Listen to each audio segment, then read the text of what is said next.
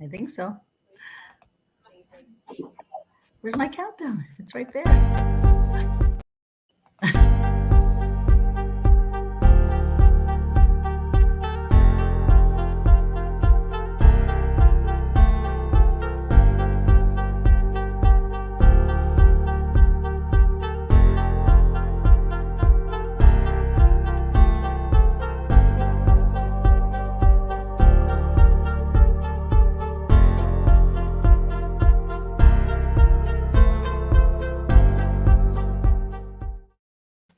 Good evening, everyone. Yehuda Shamroth here from Ramat Beit Shemesh, Israel. Thank you for joining us on Rabbi Winston's annual weekly Torah topics on geula called Redemption Thursdays.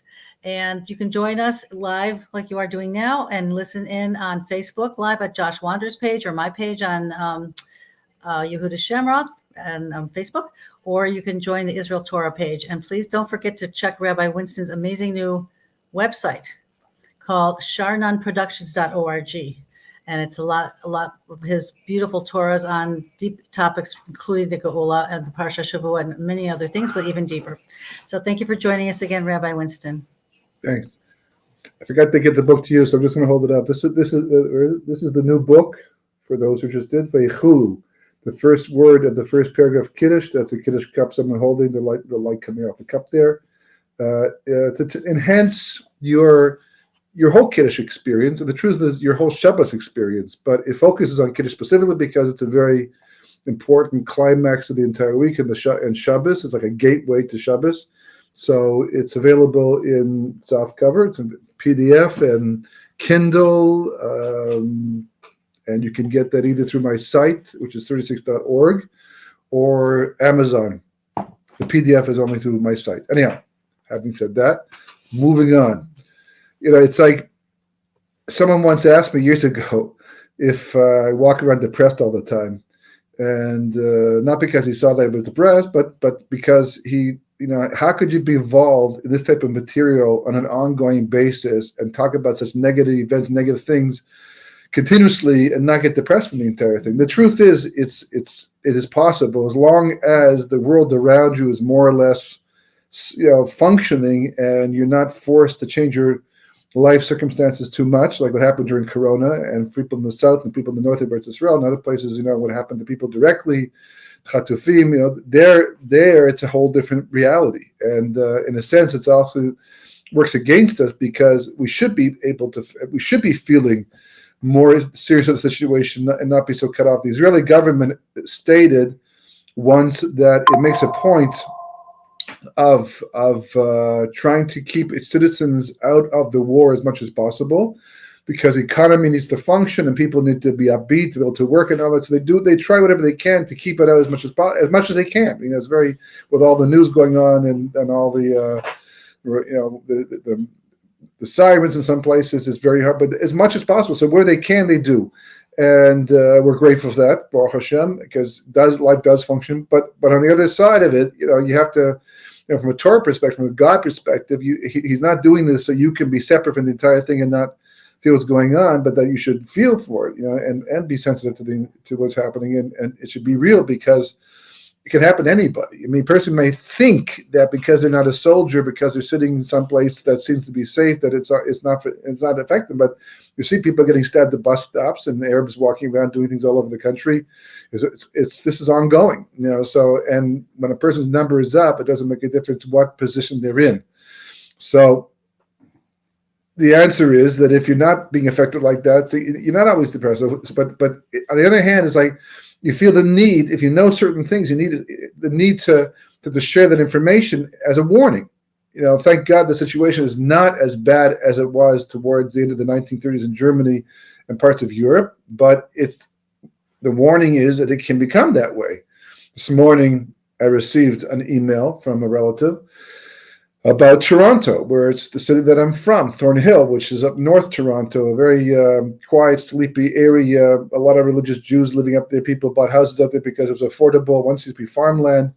And it's an area that you would think would be very far from the effects of what's going on here in Israel and anti-Semitism, but it's not. They're having, the Palestinians and their Palestinian supporters are coming out en masse to try to instigate and to protest against the Jewish people and cause troubles. They stood in front of a Torah in Toronto, apparently, and the Bayit, a big shul, and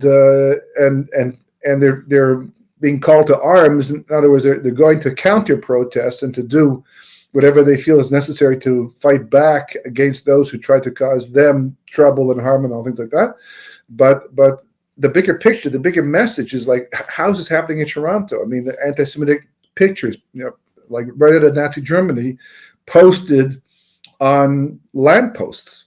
I mean, when I was growing up, this was unheard of. You didn't see it. It was, even in the worst times, Toronto was never so anti-Semitic, but it's coming there. And people would ask me years ago, you could see when anti-Semitism was growing in the States, it wasn't happening in Canada yet that much at all that it was being recorded. There's always anti-Semitism somewhere, but not any significant way. And people wondered, how would that change? How would God change that? And it's an amazing thing in a sense. It's a very depressing thing in a sense, but they exported the Palestinians all over the world. They're all over the world. Like there's not one city that probably Jews are in that there's not some group of Palestinians or pro-Palestinians. And this is a reason for concern and reason for warning, because as the Gemara says, Ezu Chacham, Arois HaNoiled. That's what it means to be a Chacham. You don't wait for things to happen to know that they're happening. That's already too late. Someone wrote me from a different country yesterday asking, it occurred to him that if Mashiach were to reveal himself, or people got a whiff that Mashiach was going to reveal himself, that people would clamor to fly to Eretz Yisrael to get here as soon as possible. So there'll also be a big flurry of people looking for flights, but there's no guarantee they'll be available. There's no guarantee that the situation will allow it to happen, because we saw what happened in previous times. And part of the problem is that we don't recognize, the enemy. I mean, we know who the enemy is, but what kind of enemy that enemy can be.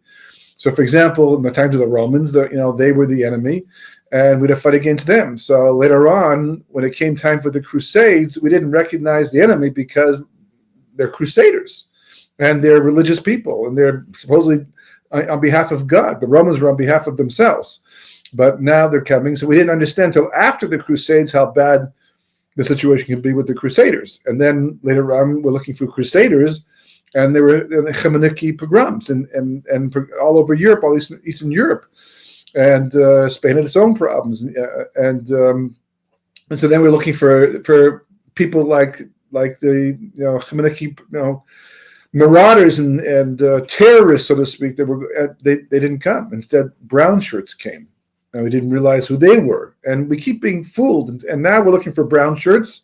We're looking for neo-Nazis and things like that to know what the situation is, and they do exist for sure, but they're clearly not the main threat at this point in time. They might join up. They may have already joined up, because during World War II, the Arabs and the Germans worked together. They collaborated against the Jewish people. It's just a miracle that saved us in the end. But it could happen again today. But you see, the Arabs and the Palestinians, and incredibly how many supporters they have in the Western world, also against even Jews. Even Jews. I know of situations where Jews are also, against Israel, not as a so pro-Palestinian, but very much saying, give them their state, give them their land, get off their case, stop killing them. Absolutely amazing. And these are major warning signs that you have, as a chacham, you have to say to yourself, well, where could this lead? Where could this go? And it's not like we don't have experience. On the contrary, the enjoyment of the last 30, 40, 50 years that we've had in the Western world especially, and also in Eretz Yisrael, Baruch Hashem, that's the anomaly. That's not the norm. That's a new thing. And that we'd like to have believed that it would go on, but there was no guarantee that it would. And just the opposite. The question that we as Jews should be asking, when will it end? How much longer will it go on for? At what point do I pack up and move to someplace safer, like Eretz Yisrael, primarily because that's the home of the Jewish people? See, things, you have to share it. But what you're sharing depends on the level that you of the knowledge that you have, and also the people to be able to hear it and receive it and accept it. When you're growing up as a frum Jew, and in yeshiva, we're led to believe, for good reason, that history doesn't have to go the full distance. I mean, the Gemara itself says in Sanhedrin on Sadi Ches Amud Aleph, which is 98a, very famous Gemara, a pasuk from Yeshaya about Mashiach coming. Hashem says, "I will bring Achishon Bita." That there's from the pasuk, it just sounds like one time, but they're contradictions. That's what the Gemara picks up on. It's a contradiction. Achishana means I will hasten it, and Bita means in its time, which seems to be different time. Bita means like the last possible time. That's where the Gemara understands it. The Gemara says Achishana means that within the one pasuk, that the pasuk is telling us that there are two possible times for Mashiach to come, as we're told. One of them is he can come early, and the other one is that he can come at the last possible moment that history will allow, because he has to come. Yes, even though the Gemara suggests that maybe all the Ketzim have come and gone, but the Gemara falls off at the end, and it was just a way to teach us something, that he will come. The question is how he will come, because the same Gemara that discusses Achishana Bita says that if the Jewish people merit it, Achishana, he'll come riding on a cloud, right? And the thing about clouds, they just appear, they come in very quietly, and they're majestic, and it's a nice way for things to happen. That's what it symbolizes. But if we don't do it the proper way, we do Bita, which means we don't make the proper changes necessary to warrant the geula, then he will come at the last possible moment, regardless of where the Jewish people are holding and what they're doing. And then he'll come riding in a donkey. And it says, literally, pass it from Daniel, lowly and riding on a donkey. Now, we know Moshe rode a donkey, Avraham rode a donkey. In those days, people rode donkeys, so Mashiach will also come in a donkey. The question will be a hybrid donkey or be an electric donkey? We're not sure yet. But somehow there's a donkey involved in the picture. But we also know from the Gemara, from the Medrash actually, that Yishmael is compared to a donkey, a chamor. Why? Because the word chamor is like the word chomer. Chomer means like materialistic, physical reality. Lacking spirituality. And even though the Arabs do pray 5 times a day, and they have the Quran, and they believe in Allah, etc., but you look at the way they live and what they do in the name of God, it's very upside down, and so it's considered to be more physicality. Their idea of Mesiras Nefesh is not our idea of Mesiras Nefesh. A greater Mesiras Nefesh would be not to blow us up, than to blow us up. In the end, that's the easy way to go. That's why they do it so much. But so that's what it says. So clearly, Mashiach is coming riding on a chamor right now because we are having to deal with that element. And just to understand, it sounds very derogatory, and it can be. But you should know that there's a chamor also associated with Mashiach. Not only is talking about riding a chamor, but the chamor symbolizes something, and so does a shore. And Mashiach ben Yosef is compared to a shore, and Esav is compared to a shore, which is an ox. And there's an ox on the side of purity and kedusha and holiness, and there's an ox on the side of impurity. That's Esav. There's a chamor on the side of purity, and there's a chamor on the side of impurity. So it's on both sides of the line. It's just a question of the reality of each one. But that's what the Gemara says. And it seems from this that we could have brought Mashiach earlier. Rabbi Kiva thought Bar Kochva was going to be Mashiach. And as Mashiach ben Yosef, you should know he sold a lot of people. The problem was when he began to claim that he's Mashiach ben David. That's a problem. Why? Because Mashiach ben David is supposed to be a Navi. And one of the things about Mashiach ben David is that he can tell what the mahus, the essence of a person just by smelling them, and he's going to be a navi, a prophet. So when he was tested and he could not perform the things that Mashiach ben Yosef is supposed to do, he was chayiv misa. They had to kill him as a false prophet. As Mashiach ben Yosef, you can argue the point. He is, he isn't, doesn't make a difference, because Mashiach ben Yosef is not a prophet. So therefore, to say things in the name Mashiach ben Yosef wouldn't have been a problem if he just stayed in that level. But once he claimed to be Mashiach ben David, that's a whole different reality. And that's what really caused him to have to be killed in the end. He died. But Rabbi Kiva saw the potential. It was the right time of history, right? But that's another point also. Because according to the Gemara, that the 6,000 years of history of Alomazeh, this world, are divided up into 3 parts. 2,000 years of Tohu, which means chaos and void. Those are the 2,000 years that include the flood, the Tower of Babel, mankind doing whatever he wanted, worshiping idols. It was a very chaotic period of time, the first 2,000 years. Then that was followed by 2,000 years of Torah. And then the last 2,000 years, from 4,000 until 6,000, is called 2,000 years of Mashiach, the days of Mashiach. What does that mean? Does it mean until 4,000, Mashiach could not have come? Because only from that, well, I mean, he didn't, that we see, right? So is that dafka, or is that just by the way? That's just the way it seemed to work out. We're told and we're taught that to anticipate the arrival of Mashiach any day. What's the point of anticipating it if you have to? He could come every day, but he can't. He can come at any moment in time, but unlikely he's going to, because we're not in that tekufa right now. So you have this dichotomy almost all the time. On one hand, we're told that history, is evolving and going where it's going from this point onward because we're not doing what we're supposed to do. If we would just stop and do massive tshuva or enough tshuva, we could stop it right here, and the rest of history would not be necessary. Another example of this idea is back in Mitzrayim. Hashem tells Avraham Avinu that your children are going to be strangers in a land not theirs for 400 years. In the end, the Torah says we left after 430 years, so that's even longer. But we know from the facts that we only stayed in Mitzrayim for 210 years, and then 40 years in the Midbar, so 250 years altogether in a land not ours. But at least 210. Now that means we left early, 190 years early. Depends how you do the cheshbon, but 109. That's the mashmud. That's what seems to come out of the cheshbon, that we left 190 years early. And how did we do that? So Hashem told Moshe Rabbeinu to go down to Mitzrayim, let my people go, and let's see how it rolls from there. And he goes down, and that happens. And Pharaoh says, no one's going anywhere. Me, Hashem, I should listen to him and free the Jewish people. I'm not going to do it. In fact, on the contrary, if they're listening to you, they're wasting time. They're obviously very lazy. They need more things to do. So I'm going to make it that they have to go find their own strut to make their own bricks. And it gets worse. When Moshe comes back 6 months later, they're kotzeruk, completely out of the picture. Don't even want to talk to them anymore. Last time he spoke to you, it got worse, way worse. So don't even bother us. And then, of course, the 10 plagues begin, and everything starts to turn around.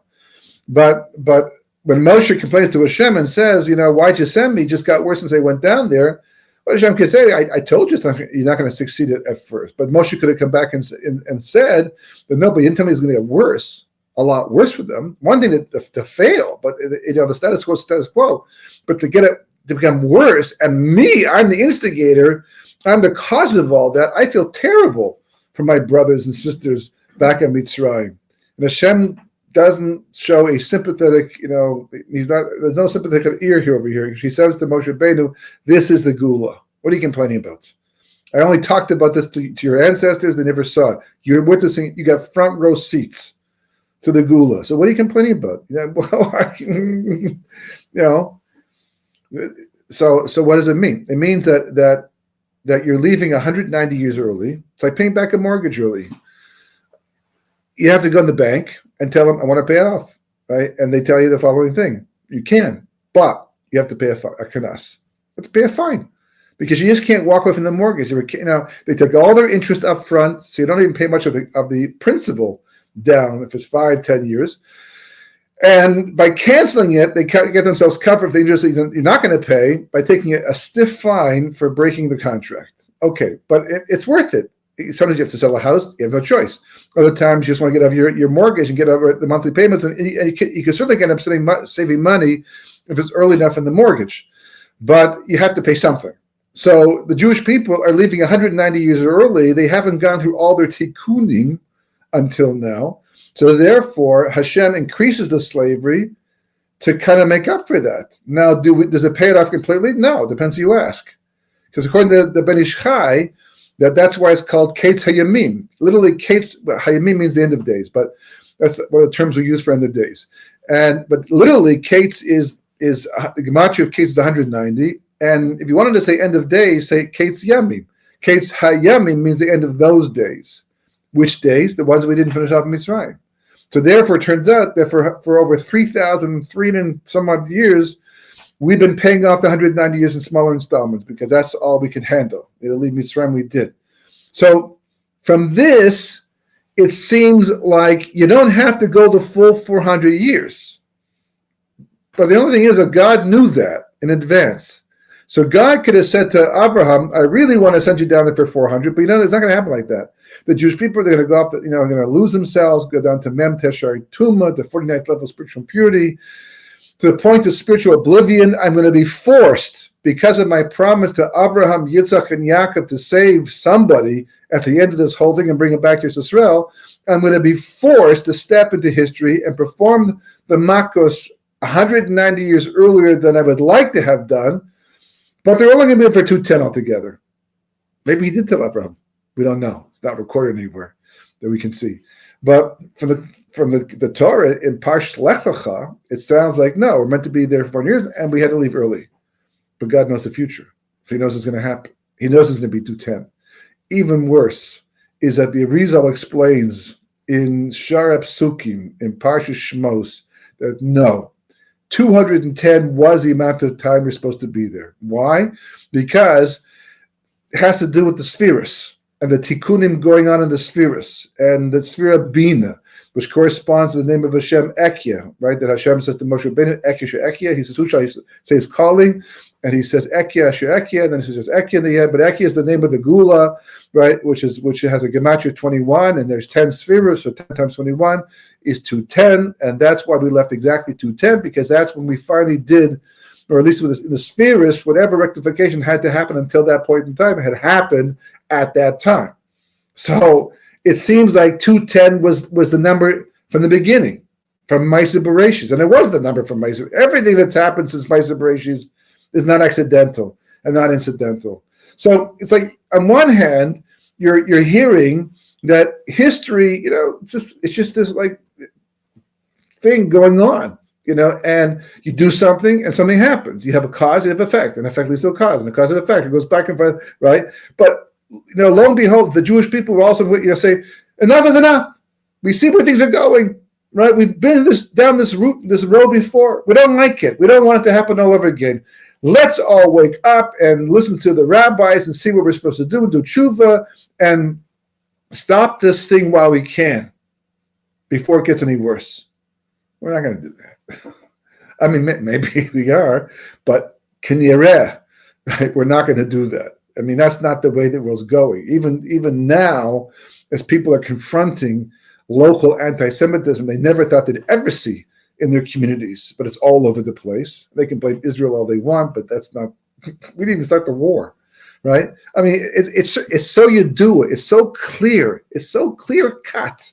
But the only reason why the Palestinians don't have their own state right now and functioning as a normal country in the world is because they are first and foremost terrorists.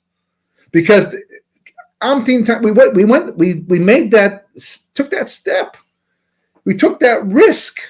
We destroyed Gaza that we had built up and caused so much hardship to so many Jewish families to follow through with an experiment that completely failed, but not because of us. On the contrary, one of the reasons,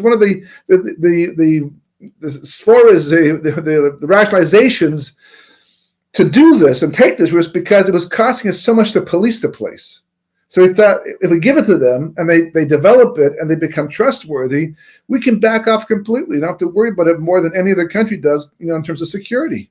So that's one of the reasons why they did it. We spent way more money probably having to defend ourselves against all the terrorist attack and all the, the surveillance we have to do because of what was going on. And, it's a mess.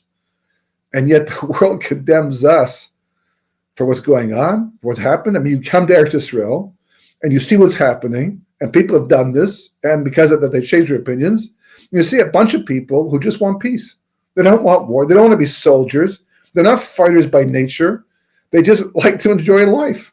I mean, that's the average person. Sometimes a little too much, unfortunately. But they're certainly not interested in conflict. And they do it within a small, tiny little state that they built up, that was given to them by the United Nations, and or at least agreed to, it was given by God. But the United Nations, later on agreed to it, sanctioned it. Oh, but we expanded because, first of all, the land belonged to us, number one. Second of all, there were spoils of a war that we didn't start. We never went out as part of a expansionist policy and took land that wasn't in our possession at that time. Everything we took was in response to attack from the other side, and because we now needed it as part of our defense strategy. And the world condemns us.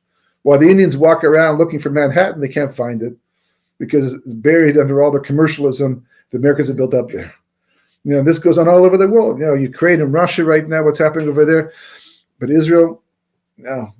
Because something's happening. There's two ways to look at history. You can look at history, next week's Parsha, just getting ahead of myself right now, but next week's Parsha, at the beginning of the Parsha, mentions the word Mishkan twice. And Rashi brings down, you read the pasuk, there's nothing about the pasuk that makes you think of anything negative. We're not, these Parshiyot are supposed to be very positive times right now. And guess we built the Mishkan, Hashrasha Shechina. We haven't had Nadav and Avihu yet, so it's all good still. It's been a major success. And next week's Parsha is just giving an accounting of all the things that we did to build the Mishkan. So it's a really happy, celebratory time. Yet, in the first pasuk, when it mentions the word Mishkan twice, Rashi said, he brings the Medrash down and says, why does it mention Mishkan twice? To allude to the two temples that are going to be destroyed in the future. We haven't even got the Mishkan off the ground yet. And we're talking about two temples that are going to be destroyed later on. It reminds me of back in Parshas Yigash. Right? In Parshas Yigash, after Yosef reveals himself to his brothers, so then eventually he meets up with Binyamin, comes down, meets up with them, or actually he's already there, and they hug each other, and they cry on each other's shoulders. So again, it's a happy moment. I have no problem with them crying, seeing each other. This is what loving brothers do. So just let it be the happy moment it's supposed to be. No, can't be. We got to talk about something else instead. And what are you talking about? Oh, he's crying because of the two temples that were built in the territory of Binyamin were going to be destroyed. And Binyamin's crying because the Mishkan will be in Shiloh, which is in Yosef's territory, is going to be destroyed.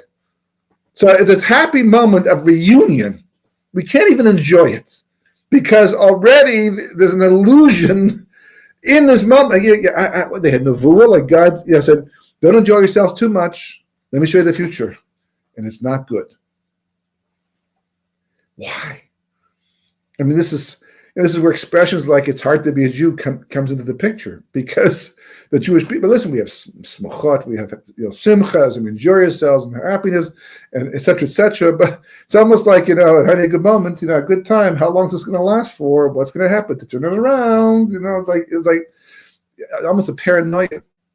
We did have a very good period of history. There were wars in Israel, there were deaths as well, but overall, it felt like a very peaceful period of time, as opposed to in Europe, day to day, you didn't know when you went to bed at night, you'd be attacked, and your kids going to be stolen and taken, and who knows what, and you were poor, and it was, but for how long? It's a question that almost everybody has to wonder about who knows Jewish history. Of course we don't. We ignore it. We pretend as if, no, it doesn't have to be that way, because we've been trained it doesn't have to be. We've been trained it can be different. But the truth is, and that's what Rashi is alluding to back there, and that's what Rashi is alluding to in next week's Parsha, and that's what we learn in all the deeper Sforim, and we certainly learn this from Jewish history. History is not a river meandering through time, right, where it's just cause and effect, and events just happen to occur, and because of the laws of physics, somebody else has to result, right? If I hit my hand against the wall, the laws of physics say that it'll hurt my hand. And if I hit it too hard, I might cause a little damage to the wall, but more than likely I'll break my fingers, because that's the laws of physics. You drive a car too fast, you increase your risk of an accident. If you hit something, right? Especially if it's standing still, you can kill yourself, God forbid. These laws of physics, there's laws of nature that affect our lives. And one of them, unfortunately, is halacha. It's a halacha. Esav's son is Yaakov. That Esav hates Yaakov, and Lavan too, and the Arabs too, and the Khomeinis too, and even people, presidents haven't been too fond of us a lot of times. It's the way of the world. Why? Why is it the way of the world? I mean, the Torah does give you some hints, where it says, for example, that when Yitzchak is giving his bracha to Esav, he doesn't give a full bracha, but he says to Esav, but you should know that your brother will control you, except if he throws off the yoke of Torah mitzvahs, and as a result of that, you will be able to overpower him. That's been for thousands of years. That's been that way, and certainly, we haven't done too much to fix, remedy the situation. It keeps getting worse. But without going into all of that, we could have a whole class on anti-Semitism, the cause and effects of it, of a prejudice, and et cetera, et cetera, et cetera, et cetera, all the other different topics and classes. We covered a lot of this which in the past. But the bottom line is, history is a program. It's a program. It's a program with a very distinct beginning and a very distinct end. And everything in between has been calibrated and calculated and has to happen when it does, as it does. Right down to our deaths. Right down to when we're going to die. It's amazing how much we will do to try to stop ourselves from being killed. Health issues, right? Where we live in the world, et cetera, et cetera. But it's known. That person, from the moment a person is born, so you hear things like, well, he died early. Okay, and the Shar Gilgulim, which is the Rizal's work on reincarnation and personal tikkun, uses the language of dying early, but then he explains that the nature of this person's soul means that every time they come back, they're going to die early. Why? What's early? It's not early for them. It's their time each time, because that's their tikkun. That's where they are. Eventually, they live forever. The world to come, they're not going to die early. No one's going to die in the world to come. They'll be just as fulfilled in the world to come. But in terms of their personal life and tikkun in this world, that's what Hashem has set up. Why? It sounds unfair. Okay, but it's not. Because everything Hashem does is just. We don't understand it. That's understandable too. But it's all set up. The only question, I was just thinking to myself the other day, as well, is that the only question I have to really deal with, is that, what will I have been doing at the time that it takes place? For example, a person can die during davening. There are people who've died in the mikvah. Now, it sounds like a horrible thing, but mostly for the person who finds them, as they take them out. But people have died, but in a sense, if you look at it from a more kabbalistic point of view, this person died in one of the most holiest way possible. They're matire themselves, and they died in the middle of that. A person dies during tefillah, during davening, in the middle of a mitzvah, right? Especially fighting for Klal Yisrael and going down and having to defend the Jewish people. If people who injured or God forbid die, they're dying in the middle of a mitzvah. That's the greatest way to go. Or will a person die doing nothing meaningful? They may have been doing meaningful things all their life, but for whatever reason, they don't have that opportunity. They didn't take it seriously. They die doing something stupid, something without any. They didn't think they were going to die. That's what they thought they could afford to do it. But it doesn't make a difference. The moment is the moment. The only question is going to be is, what will you be doing at that moment? So tzaddikim, righteous people and people trying to be righteous, they don't waste time. All their moments in life are like that. So that's why they have the schus of, Hashem will set it up, as we said before, that life is really a function of megalgalin schus oidei zakai. That merits happen and are carried out to the people who merit to be God's messengers for good. And likewise, the Gemara says for the opposite too. The people who are, merit to do the bad, they'll do the bad on behalf of Hashem. It's all going to be good, but from them, it'll be counted as bad because that's what they tended to do. But it's a program, meaning that God has a very distinct process in mind. And even though we're told it could end early, you notice it didn't. You notice that all the things, it's like someone saying to you, yeah, sure, you can stay over, provided that you came with your own linens. You came with it. I didn't come with my own, so you can't stay over. The very things you need that you could have had to be able to fix the situation, you were denied. All those times, if we had done this, Mashiach would have come. Yeah, you're right, 100%. If we had done that, so why did we do that? Well, we didn't know till after. We didn't know, we weren't prepared for that. Or I forgot it that one time. It's amazing how many times you forget things, and because you did, it works against you for some reason. But the hashgacha that led to it, that made you forget it, well, that was out of my control. Why is it so messy? It's messy to us, but the truth is everything happening, all that's been going on, all that will go on until the very last second. Even the Lashon explains, and he says that even if you want to say, like the Gemara, that Achishena and Bita are two different times, they're really one time, because the verse itself has to be understood on a simple level. The way it's written, the Navi himself did not call it two times.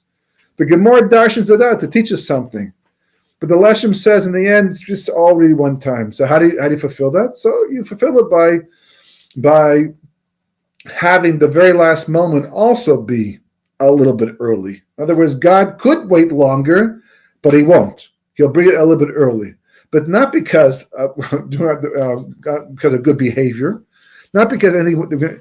In fact, according to the Mekubalim, according to the Gra, according to the Ramchal, the reality is that when it comes to the final redemption, it's really all God. It's really all God. He's the one who's going to do it, carry it out. Here we are once again.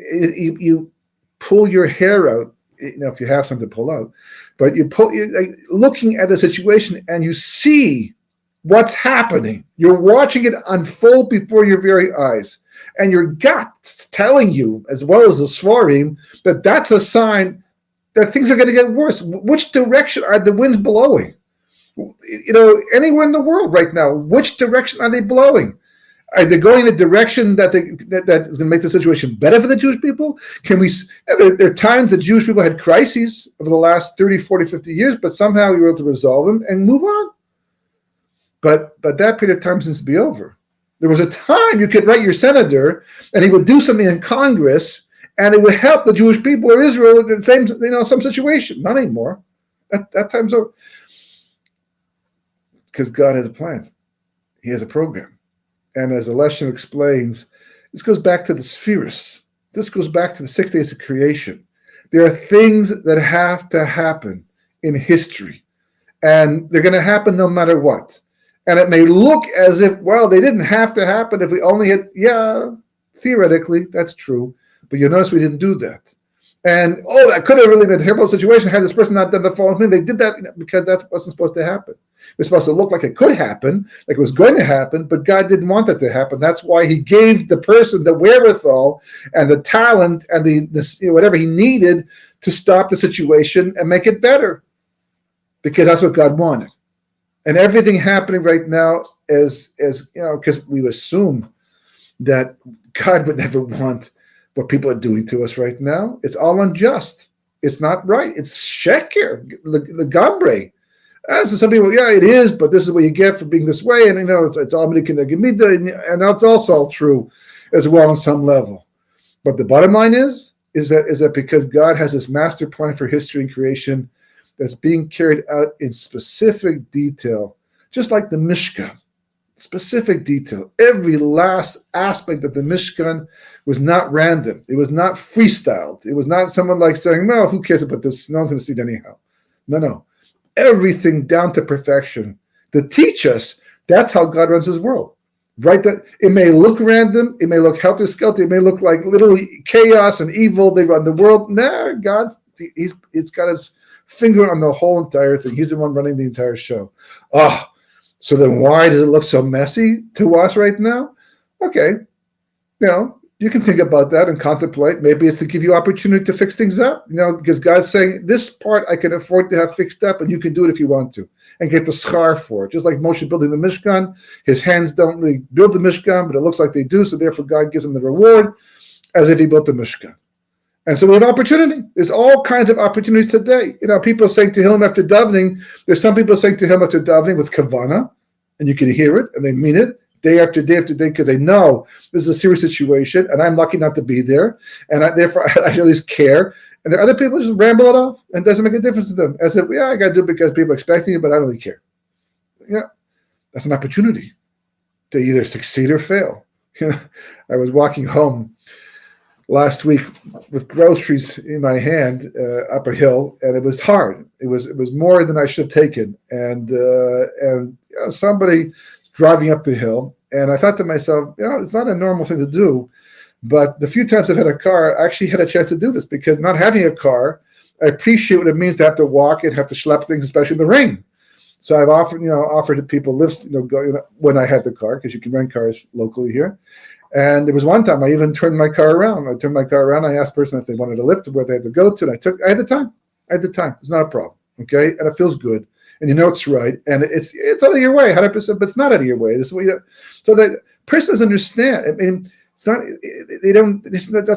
Doesn't compute, but they can't begin to imagine that if they were to stop their car and at least ask, do you want a lift? And even more so, if it turns out that they're going the other direction and they turn their car around and take you anyhow, maybe 5 minutes more, but the schar and the tikkun to the world is unbelievable. Because you don't have to make a major physical effort to get a lot of reward.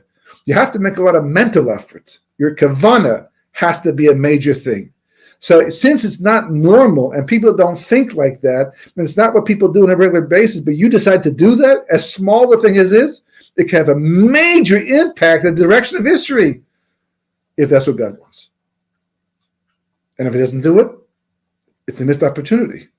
But it's also what God wants in the end. Because nothing that happens can happen unless God wants it.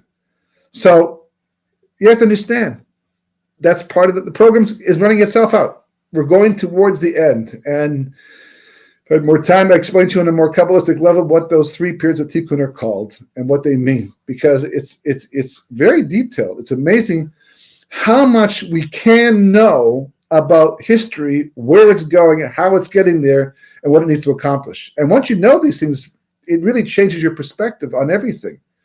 It makes you realize that the main thing of life and history in this world is not the mess around you, but how you perceive it. And after perceiving it, what you decide to do about it, to ignore it, to get involved, to clean it up, to get prepared. Even Pesach cleaning, which January, February, I start to feel it already. It's like it's coming, and I start to feel like uptight and nervous. And a little panicky even because the kids have grown up, people moved out. Things accumulate, and it gets there's a lot of work involved in cleaning for Pesach. And just one decision, it was amazing. Just one decision changed my whole mood. What was that? I decided I'm going to start cleaning earlier this year, piece by piece, a lot earlier. It's a leap year. We have 2 odd days this year. We have more time, right? Just the decision to do that relaxed me completely, gave me a whole different perspective on the situation, took away the panic. Now I have to follow through on it, make good on it, but at least the decision is made. And the truth is, this is what it's all about in every aspect of our life. There's all these decisions like fruit hanging from a tree, hanging around us. And we have to look at them, and we have to realize what the opportunities are today. Don't take life the same as you did 10, 15, 20 years ago. Anyhow, we should have back then, but it was easier. Today, we are in a situation of emergency, a situation of seriousness. We are coming to the end. It's hard to believe after thousands of years, but we are. We're coming to the end. And you can see, it's not just like one of those nice, smooth landings where the plane comes in. You don't even feel, I've had landings that were so smooth, I didn't even know we were so close to the ground until after the wheels hit. It's amazing. But most of the time that's not the way it is.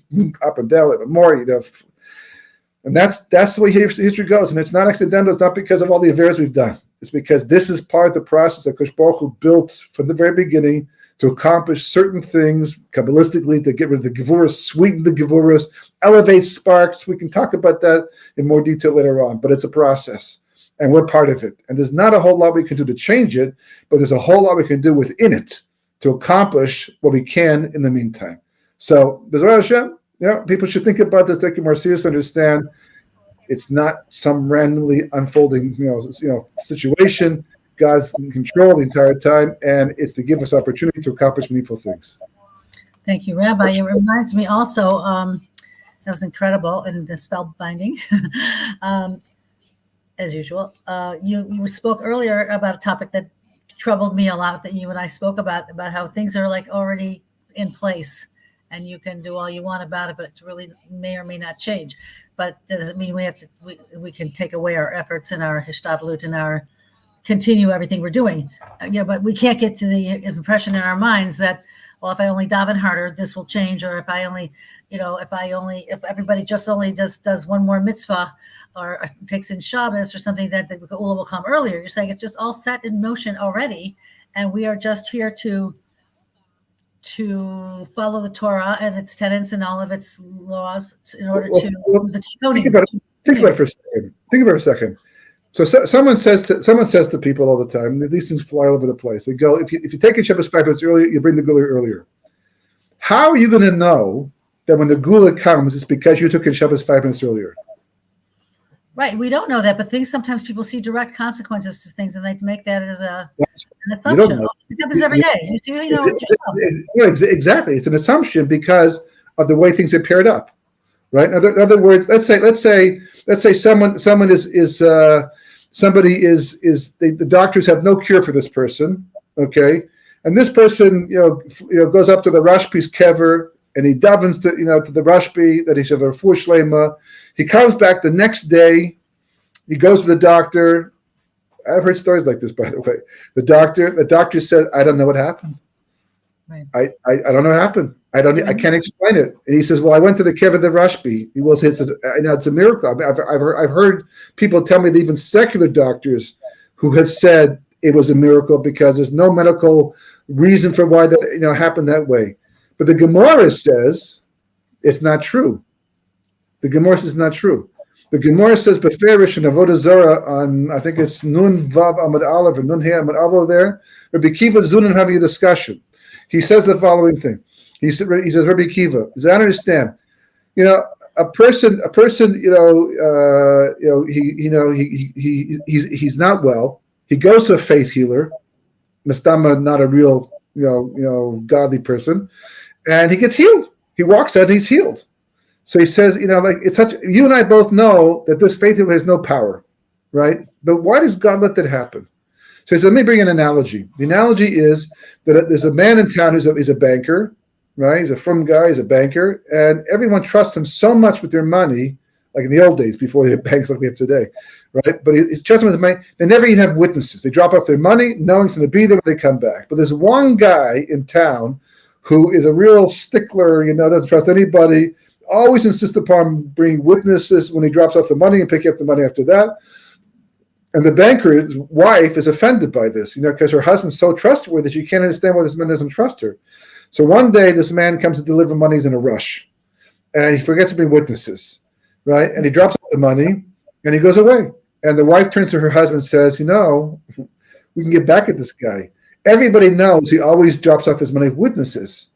This time he didn't. So when he comes back, let's say there's no money because he didn't drop it off, and the proof is there's no witnesses. And he'll be out of luck because everyone's going to say, you always drop with witnesses. We believe the banker, right? That's her plan. So her husband says to her, he says, because of one guy like that, I should destroy my whole reputation. I should destroy my nemanis, my credibility before God and before the people because of this one guy? No. So he says, what's it like? He says, what's the nimshal? He says, every illness, every sickness has a contract. God signs a contract with every single illness a person has and says, you shall be, take it out of this person. You should your time to make this person sick should end on the 14th of Cheshvan in the following year, and the following medicine should be given by the following doctor, and you're over. Your contract is over.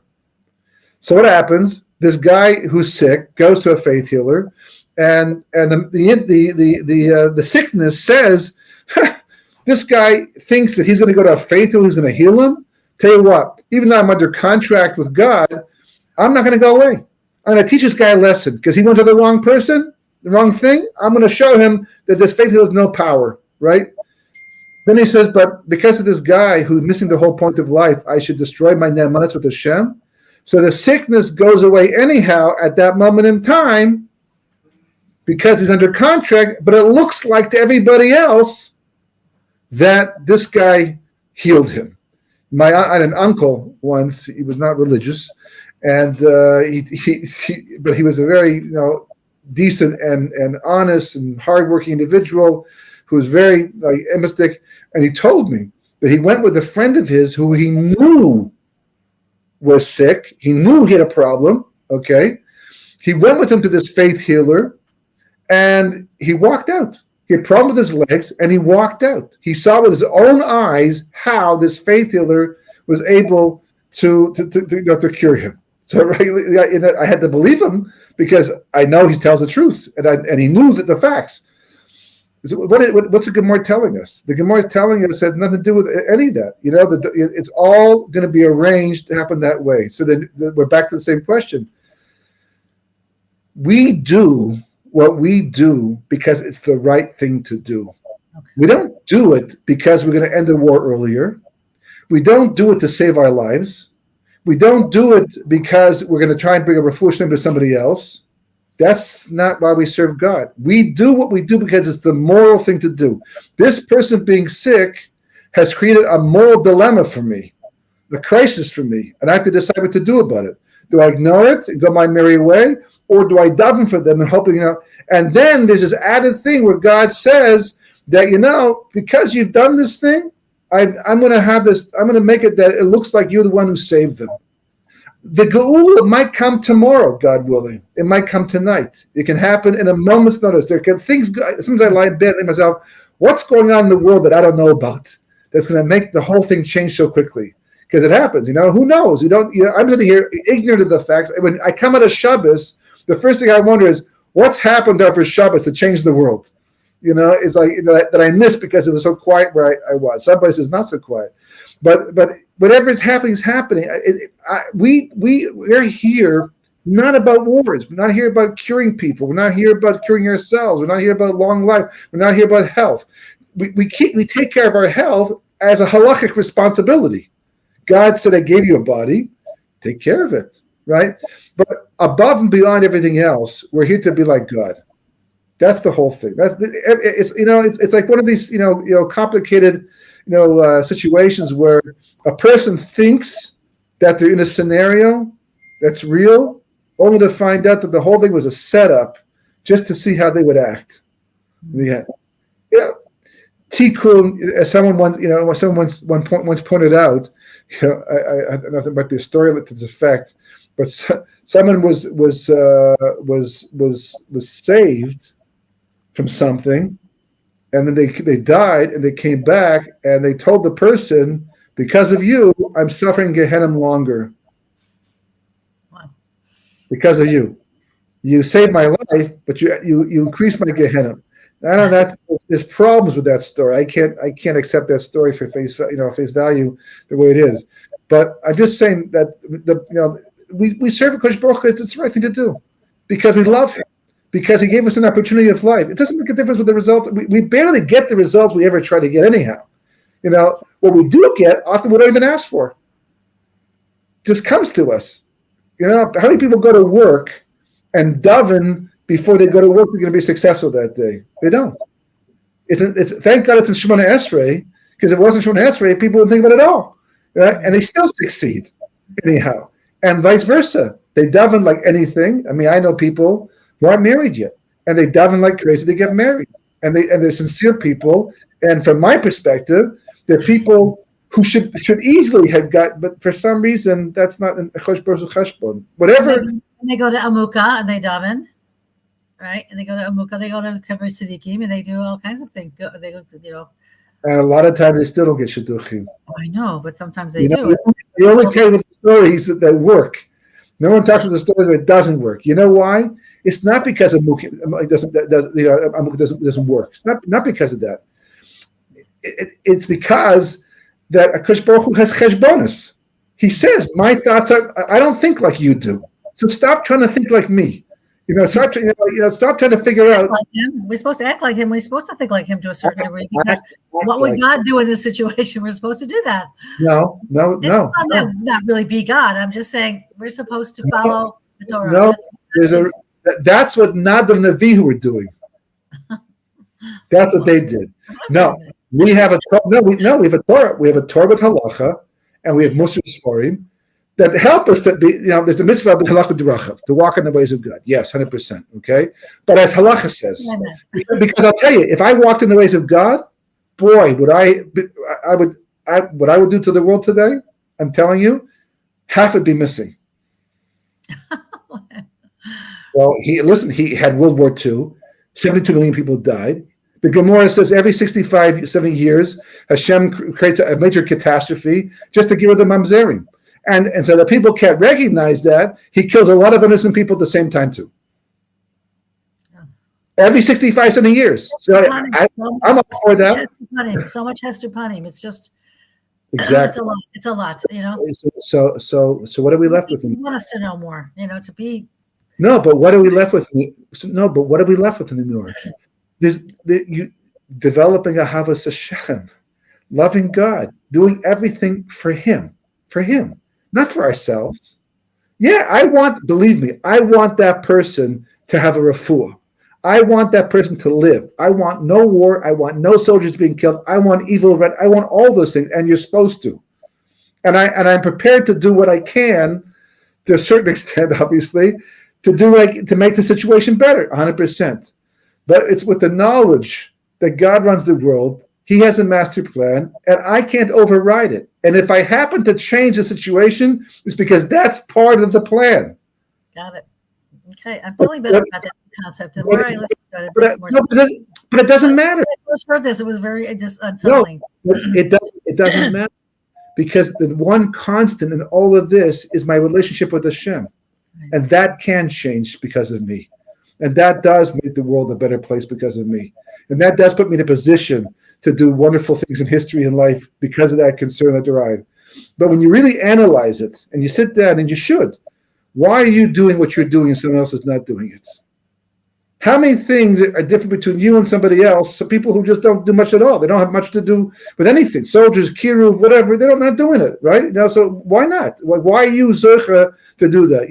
You'll realize that it's because of some master plan Akash Baruch Hu has that we're not familiar with. Because for all the things that we take credit for, we can't. Because so many factors beyond our control. All you can do is be grateful that you're doing meaningful things and that you have that schus. Right, and to do it the best of your ability, but at the end, history is going to come to an end. Everybody who's righteous is going to go to the world to come. All the people who died early are in Shemayim. They're free of this world right now. The people who are sick are going through tikkunim that they won't have to go through later on Gehenna, and people who are healthy in this world who won't suffer will have to spend time in Gehenna to fix themselves up if they haven't already. Right? It's going to be a topsy-turvy world compared to what we're used to right now. We just have this riding off in the sunset, Hollywood point perspective in life that has spilled over into the Torah world, and we have our own version of it too. It's okay.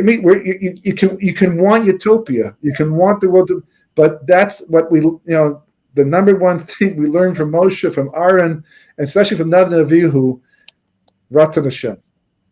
That's our island. That's our world. When we have that, we're stuck to that. That's our whole focus. The rest will take care of itself. As a too. And I hope we speak more to this next week too. I have more questions, but we'll let you go. You've been on for an hour. Maybe some of the questions in advance. I can prepare for them. Okay, we'll get some questions from the audience too. People did make some comments, but they were just sort of conferring what you were saying thank you for this. And different people were writing to me saying, I've known this all along, and history repeats itself. So one guy made a comment though that said, not Kates Hayamim, but Kates Hayamin. So I don't know. He didn't explain himself on that. So maybe we'll think about that.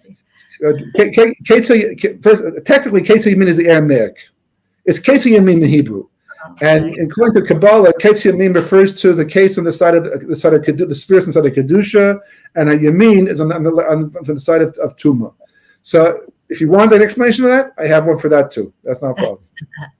Okay, Rabbi. Okay, have a good Shabbos. Remember to check his website, everybody, sharnonproductions.org before Shabbos. Thank you, everyone, for joining us.